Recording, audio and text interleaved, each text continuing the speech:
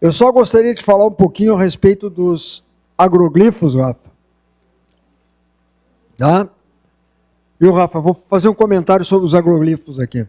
O que o Rafa colocou aqui, com relação aos crop makers, são os fabricantes de agroglifos, né, os produtores de agroglifos, na realidade isso aí existe. Agora, nem sempre são feitos por gente daqui. Existem situações, casos em que realmente não se configura de maneira nenhuma a presença de qualquer ser terrestre fazendo aquela simbologia, aquela mandala ou coisa parecida. De forma alguma. Tá? A coisa aparece do dia para a noite e com detalhes e com uma perfeição que provavelmente os seres daqui não conseguem fazer. Tem detalhes também com relação à dobra, tá? Das plantas, né? E mais as análises que foram feitas aqui, por exemplo, nos agroglifos daqui, com o Gevaer, com relação a, por exemplo, só para citar uma das análises, né? Os celulares dentro do agroglifo funcionavam, fora do agroglifo não, em uma região que não tinha antena nenhuma. Esse é um detalhe, para vocês verem a presença de uma força eletromagnética no interior do agroglifo. Outro detalhe foi a coleta de terra dos locais, ou da própria planta, né? Fora e dentro, para fazer uma comparação. E nas de dentro não havia o crescimento ou a multiplicação de micro-organismos, só nas de fora. Porque fica a questão também. Né? O Daniel queria fazer uma observação, já te passo aqui. Vou fazer uma pergunta para o Bala também. Não, primeiro falar das características, são importantes, pessoal. Eu acho que não invalida o fato de existirem esses grupos fazerem. Isso aí é, claro, o ser humano é inventivo, ele aprende, ele faz as coisas, né? Mas algumas características que são encontradas nos agroglifos, que são pesquisados, elas são muito específicas. A que mais me chamou a atenção nesses agroglifos aqui do Brasil, que me parece que foi a primeira vez que foi feito esse tipo de estudo neles, além do estudo microbiológico, né, que não foi encontrado nenhum micro-organismo dentro do círculo, dentro das figuras, que é uma coisa absurda, né, porque aquilo é terra, tem micro-organismo à vontade ali. É como se tivesse sido esterilizado. Né? E foi medido, né, uma força, um campo eletromagnético. Agora, quem entende de física vai dizer assim, pô, mas qual é a fonte dessa radiação eletromagnética? Toda radiação eletromagnética, ela supõe uma fonte, seja uma antena, sei lá, qualquer outra coisa.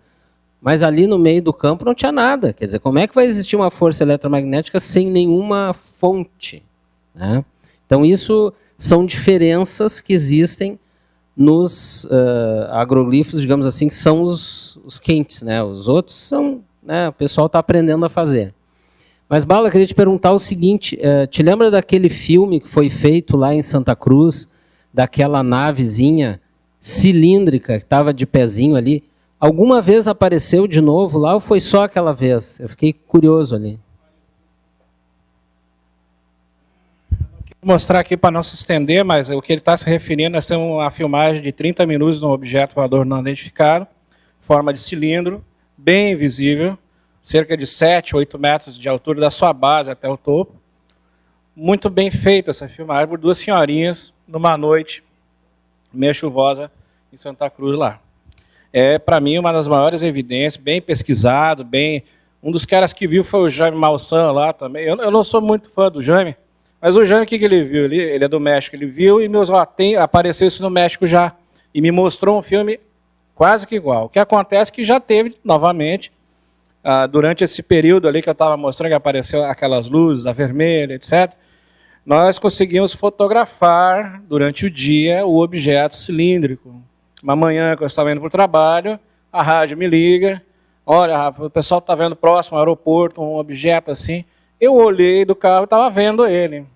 Então o que a gente vê na foto é um risco branco, né? Na ampliação a gente nota que é um objeto cilíndrico, parado, quase que meio que assim, de lado. De repente ele andou e desapareceu por detrás dos morros, lá que a gente não enxerga mais. Depois, posteriormente, ao meio-dia, então nós temos uma segunda foto desses. Então esses objetos estão por lá. De alguma forma, a inteligência que está operando isso usa esse tipo de aeronave. Para a menina ali, sobre o contato dela, a única coisa que eu posso dizer, tudo é referente a contatos mesmo, né? Inclusive a questão do cachorro me chamou a atenção. Mas o que eu acho, não querendo sugerir nada, que esse contato foi referente não a ti, mas ao teu filho, como alguém disse aqui. Então, fica esperta a respeito disso. Eles não vêm por conta da mãe, eles vêm por conta do filho e daquilo que o filho e a mãe têm em relação, na maioria das vezes, quando é dentro da ufologia, a gente tem essa noção. Eles querem saber qual é que é essa ligação da mãe com o filho, etc. Mas, de acordo com as mensagens que a gente recebe até no Espiritismo, está nascendo muita gente nova aí, com uma capacidade muito grande, que será o nosso futuro, que são os nossos filhos. Então eu acho que eles estavam ali e vão voltar, porque todos os casos de abduções e etc., eles sempre voltam, e não só vão voltar até tu ficar mais velha, como também nas tuas próximas gerações, que dizem que quem é abduzido, a família já foi abduzida e assim sucessivamente. Parece que é uma linha de lógica que eles usaram, né? A única coisa que também eu posso dizer ao contrário disso tudo é que me disseram, e a gente tem meio que comprovado isso através dos fatos, que não existe mais abduções, e sim contato. Então eu estava ali pacificamente, como tu mesmo disse, né? Assim, tinha uma expressão pacífica, né? Então, eu tenho quase certeza que vieram mais para observar o teu filho, é um filho, né? Menino, né? E como vocês estão, e com certeza vão voltar, não dá para se assustar, não dá para dizer assim, não se assusta com isso. É claro que a gente vai se assusta, né? Afinal de contas, é um ser diferente da gente. O que eles querem? Fica as dúvidas, né? Eu acho que eles querem isso. Querem observar, querem saber, querem conhecer, isso já de longa data. Como dizia o Petit, eu acho que eles vêm aqui fazer experiência, porque eles têm interesse em estar aqui. Volta a pergunta, onde estão os alienígenas? Estão entre nós? É lógico que estão. Porque tudo indica a crer que eles se prepararam para isso. Na história da humanidade está cheio de, né, lá nos antigos extraterrestres, como a gente dizia, né, os textos dos sumérios, por exemplo, narra tudo isso, né, a presença alienígena, etc. Então eles já estão aqui há muito tempo. E para se manter num planeta que não é o deles, eles vão ter que pesquisar no ser que vive aqui, afinal de contas, quais são as nossas defesas contra algumas coisas, o próprio oxigênio. Já se perguntaram que a coisa que nos mata é a coisa que nos faz ficar vivo, que é o oxigênio? Ou seja, nós não somos daqui também. Porque se fôssemos, a gente não teria esse problema com o ar que a gente respira, né? É o que faz a gente ficar velho, é o que faz a gente ficar doente, etc. Mas a gente sem ele não vive. Existem duas coisas nesse planeta que a gente deve prestar sempre atenção. O ar, por conta disso, e a água, porque nós somos feitos de água. Não é interessante isso? O que nos botou para fora da água? O que nos fez caminhar sobre a terra? Que forças foram essas? Estuda lá os textos dos sumérios, lá vocês vão descobrir quem. Então, a minha resposta, ou a pergunta, é aquilo que eu sempre imagino, é que realmente eles já estão por aqui. Eles não vão atravessar um universo através de um wormhole aí, para ir lá na casa dessa menina. Não, eles estão por aqui, a base está aqui, bicho, está perto. É isso. Alguma pergunta aí? Isso é pesquisa que mostra que a água na Terra foi água H3. Sim, daí. E nessa época os seres humanos durava muito mais do que dura agora. Não, e a água já foi fogo, né? No início do planeta Terra não havia água, a água veio depois do fogo. A história do nosso planeta é muito... Quem estuda astrofísica vai começar... E assim, do grupo que atrás Ah, sim. antes do dilúvio, né? 12 mil anos e meio, 13 mil anos e meio. E o que é o dilúvio, né? A história do dilúvio não é justamente quando as águas invadem a Terra, é quando é criada a água, né? A nossa água se estabelece, os mares, os oceanos. Bom, eu não acredito no texto bíblico, mas na geologia a gente sabe que a Terra, como é que se chama isso? Tem um nome para isso, que eu me esqueci. Oi? Se aqui dentro tiver um alienígena, é possível conhecê-lo? Se é possível? Ou não? Do meu ponto de vista... Um reptiliano, por exemplo, eu posso dizer que eu sou um deles. Reconhecê-lo? Ah, sim. Vou contar uma historinha. Eu acho que não. Eu acho que a camuflagem é boa, porque existe isso, né? Puxar aqui e tirar a máscara, né? Não ia fazer Mas isso. eu posso ir alienígena, ficar em mim e aqui dentro bater. Pode. Eu contei pro Odoni. Conta ou não conta, Odoni? Conta, né? Vamos contar. Eu tenho visto, eu procurei ela aqui, mas eu tenho visto a mesma senhora em quase todos os eventos que eu vou, inclusive em Santa Cruz. E eu acho que até cheguei a mostrar a foto dela depois que vocês estiveram em Porto Alegre, que eu botei, alguém sabe quem é? É aquela coisa que a gente começa a ir viajar como ufólogo, né? A minha esposa, eu disse, cara, olha essa menina aqui. Quando a gente estava na Higgs aquela vez, na Semana Ufológica, mas olha essa mulher aqui, Fernanda. Não é estranho e tal, uma loira assim. Muito parecida com a Dolores Barros, que daqui. Chamou atenção. Não porque ela era loira e tal, né? Aquela coisa. Mas você, Fê, o que tu acha? Ela é meio estranha. Ok. Tô eu lá em Foz do Iguaçu, tiro fotos lá. Quando eu olhar as fotos, Fernanda é minha companheira para tudo, né? Dá uma olhada e vê se não é a mesma. Será que essa mesma foi de Porto Alegre para lá e tal? Deve ter sido. Tá? Estamos em Santa Cruz, no encontro lá do... Estava lá, não? Essa Dolores Barros aqui é uma possível alienígena, disfarçada. Ela estava presente em um evento de ufologia, por isso que eu estou também contando essa história, do George Adamski, em 55. Exato. O que acontece? O Adamski estava dando palestra, tem um repórter da revista O Cruzeiro lá, e viu essa mulher assim, parecido com o que ele está falando ali, e se aproximou dela. Ela estava acompanhada de outros dois caras. Esse repórter tirou uma foto dos dois, conversou com eles e conversou com ela. E quando ele começou a bater foto dela, ela não gostou, se sentiu meio ruim e se afastou. Essa é a história que está na revista O Cruzeiro. Se a gente olhar a foto dela, você pode olhar, ela é estranha também, como essa que eu estava comentando. A formação do rosto é estranha, como aquela menina que eu mostrei antes aqui, né?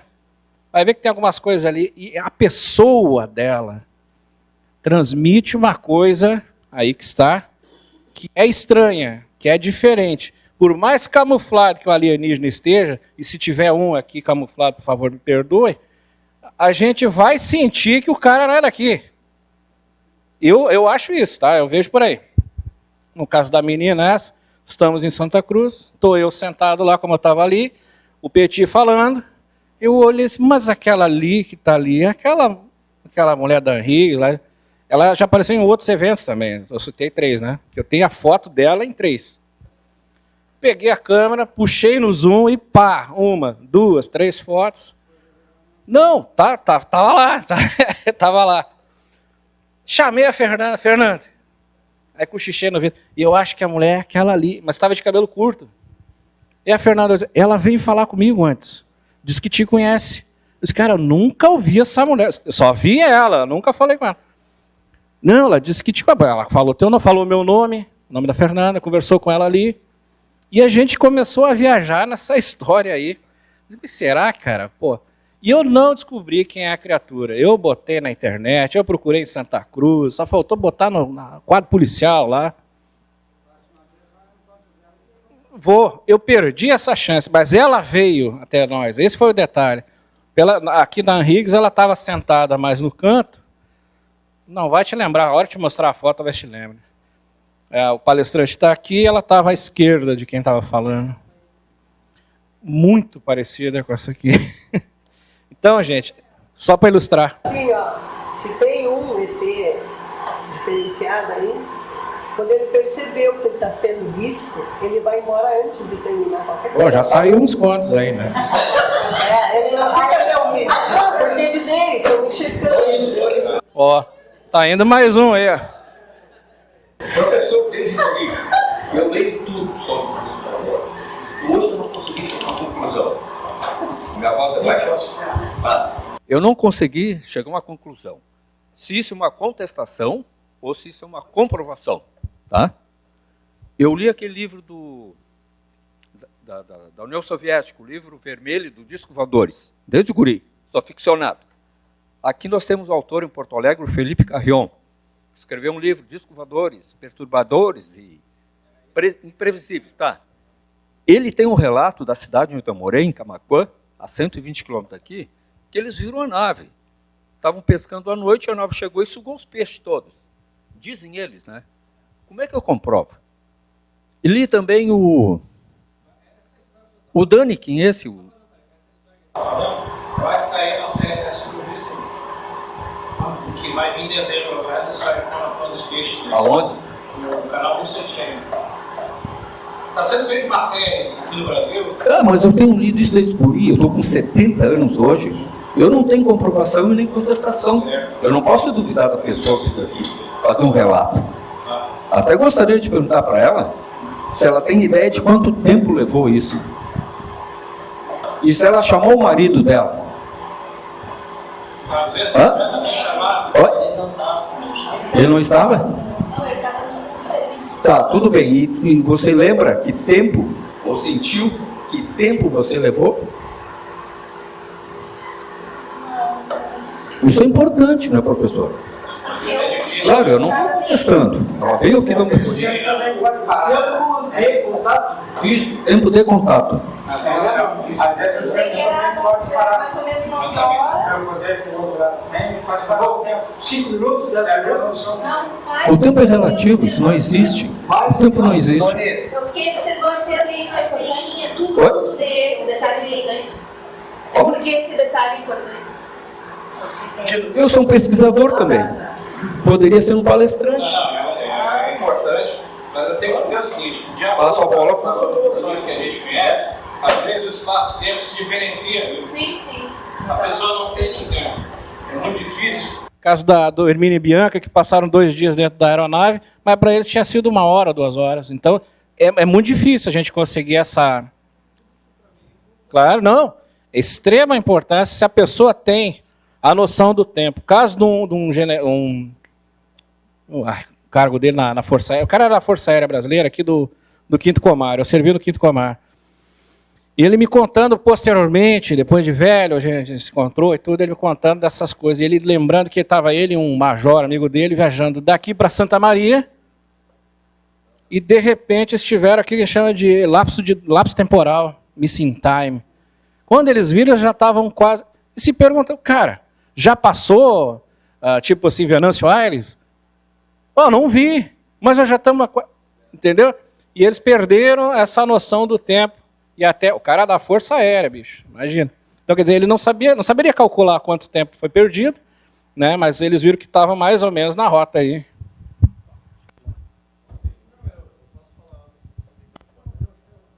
Mas, enfim, é interessante a pergunta do senhor, mas eu posso colocar, eu também passei por uma situação em família, não foi sozinho, e, desculpa a expressão, pelo cagaço, a gente não cuidou tempo. Pelo jeito que foi e como foi, não me pergunta tempo. Obrigado. O senhor sabe, eu tenho uma neta, eu tenho quase 70. Ela é isso. Por quê? Porque ela vê pessoas de branco, vem daquelas pessoas todas de branco, toda a família vê, mas só ela conversa com eles e eles convidam ela para ir para o banheiro e lá no banheiro eles conversam, sabe? Mas ela nunca nos contou o que eles conversam. Mas o pessoal da casa já viram eles chegarem e várias vezes viram ela ir para o banheiro conversar com eles. E eles vêm tudo de branco, vestidos de branco. A minha neta tem agora 16 anos. Ela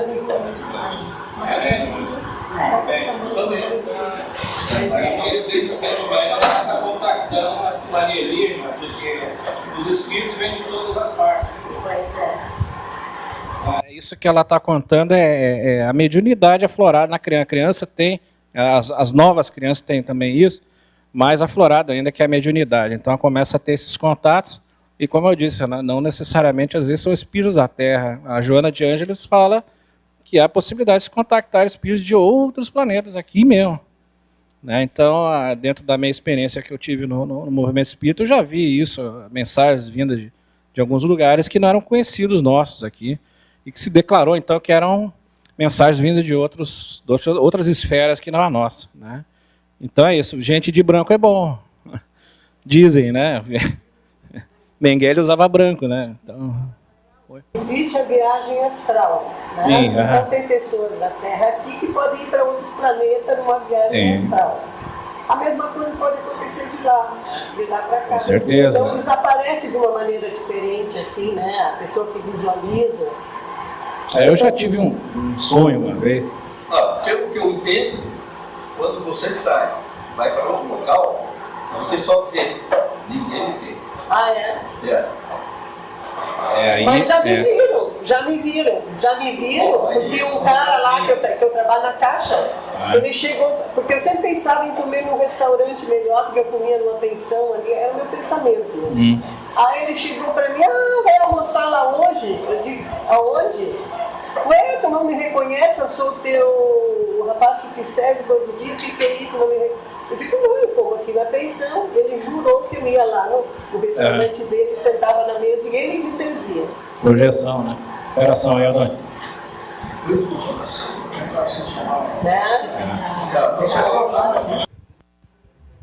Rapidinho, estamos em cima da hora. Que está aqui no Brasil, em São Paulo e Brasília, proferindo palestras sobre aquele livro, Eram os Deuses Astronautas, do Erich von Däniken. Tá, mas quem é esse cara que está em São Paulo? Ele é jovem, eu conheço ele desde guri. Quem será ele? É filho? É júnior? O senhor não tem conhecimento? Eu também não, mas tudo bem. Eu vou pesquisar isso aí. Estão agora, atualmente, em São Paulo. Lembra daquele livro? Eram os Deuses Astronautas? Interessantíssimo. Aí vem no final do ano, já o melhor dos cidadãos. Isso também. Dezembro. Vem Brasília, Curitiba e São Paulo. Viu? Tudo bem, foi só uma curiosidade. Só para concluir, tem uma citação da Bíblia, vamos até falar um pouquinho, não por ser religiosidade, mas o que São Tomé disse? Ver para crer, né? Não, eu creio para ver. Um abraço, muito obrigado. Pessoal, nós já estamos em cima da hora aqui. Agradecemos a presença de todos. Tá? É um prazer que vocês continuem frequentando os nossos eventos. É muito importante para a gente dar continuidade às nossas atividades aqui. E estão convidados já para o dia 1º de dezembro. Hoje nós vamos asfaltar o sábado, manhã e tarde, com a presença de Marco Antônio Petit e Gilda Moura. Tá? Será realmente um grande fechamento de 2018. E 2019, muitas emoções, com certeza, quando diz o nosso ídolo Roberto Carlos. Tá? Muito obrigado a todos, uma boa noite, tudo de bom.